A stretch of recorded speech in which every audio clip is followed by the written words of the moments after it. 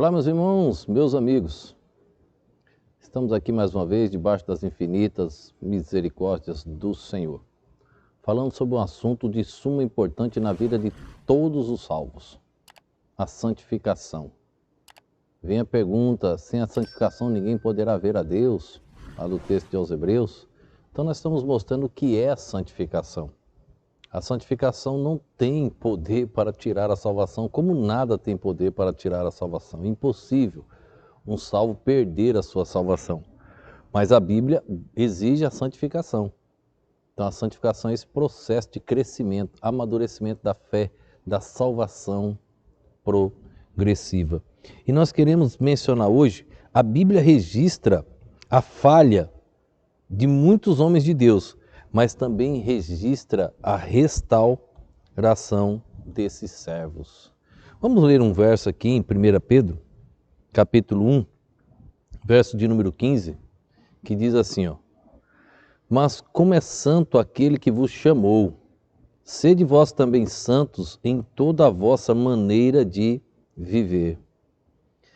Como é santo aquele que vos chamou, mas sede também santos em toda a vossa maneira de viver. Quando nós falamos que um salvo jamais pode perder a sua salvação, e o pecado não tem esse poder, a Bíblia não dá margem a um salvo viver pecando. Nós já mostramos nas anteriores que um salvo não vive no pecado, pecando habitualmente. Se isso acontece, ele não é salvo. Ele está com capa de crente, mas ele não é crente. Ele pode parecer um salvo, mas ele não é salvo.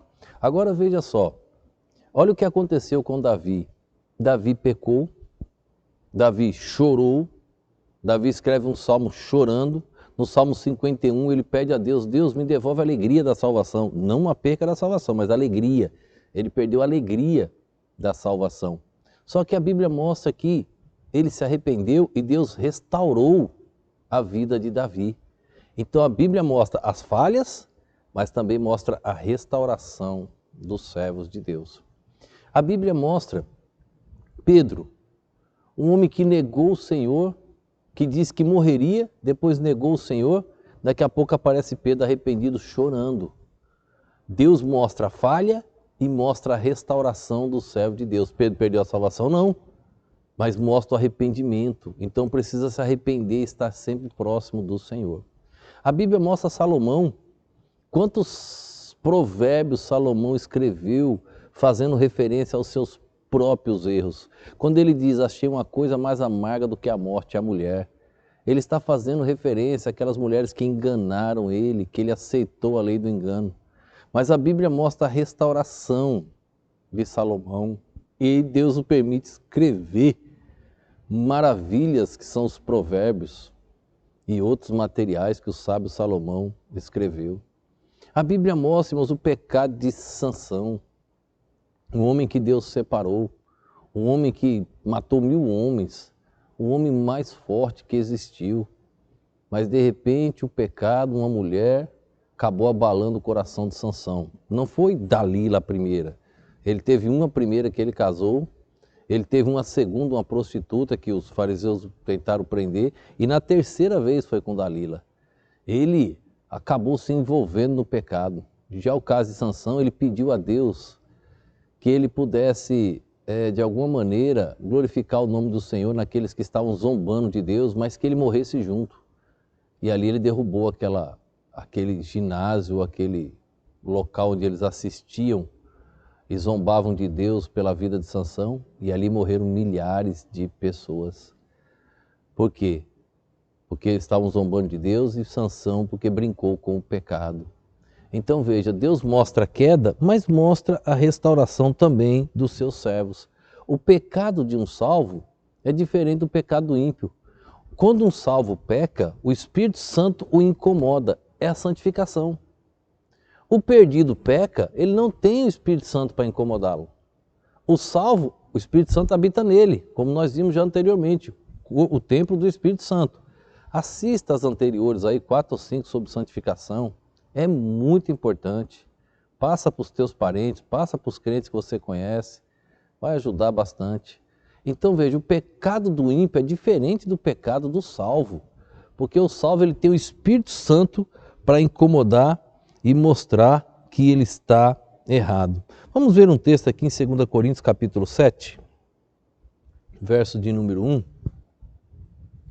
Segunda carta de Paulo aos Coríntios, capítulo 7, verso de número 1, diz assim, ó: Ora, amados, pois que temos tais promessas, purifiquemo-nos de toda a imundícia da carne e do espírito, aperfeiçoando a santificação no temor de Deus.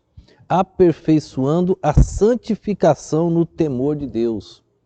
Lembre-se que Davi pecou uma vez, Deus o repreendeu, ele se arrependeu e Deus restaurou.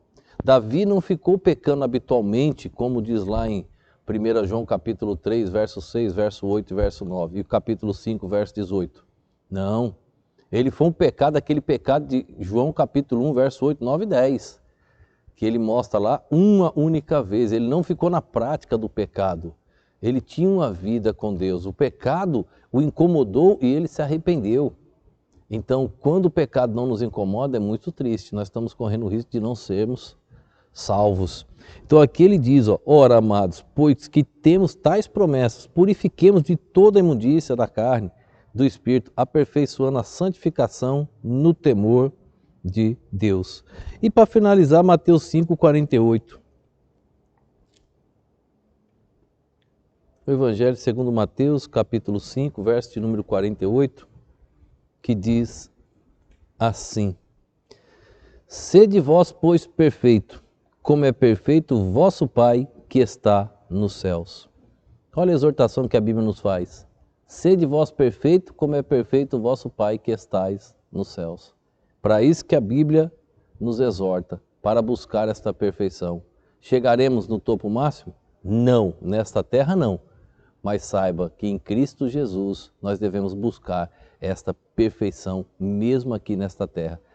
O pecado não vai ter poder para eliminar a nossa salvação, mas devemos buscar a santificação dia após dia. O salvo não tem prazer em viver no pecado. Que Deus nos abençoe. Vamos orar. Obrigado, Senhor, por mais um dia, obrigado por mais uma oportunidade de chegarmos até aqui. Continua abençoando, ó Deus, cada um que assiste e ouve as tuas mensagens.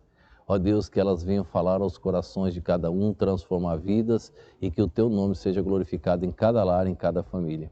Ó Deus, que estas pessoas possam usar essas mensagens para evangelizar os parentes e outras pessoas próximas. E que assim também essas mensagens possam, assim, Deus, andar nas redes sociais e chegar até os confins da terra. Eu te peço no nome e no poder do nosso Senhor e Salvador Jesus Cristo. Amém.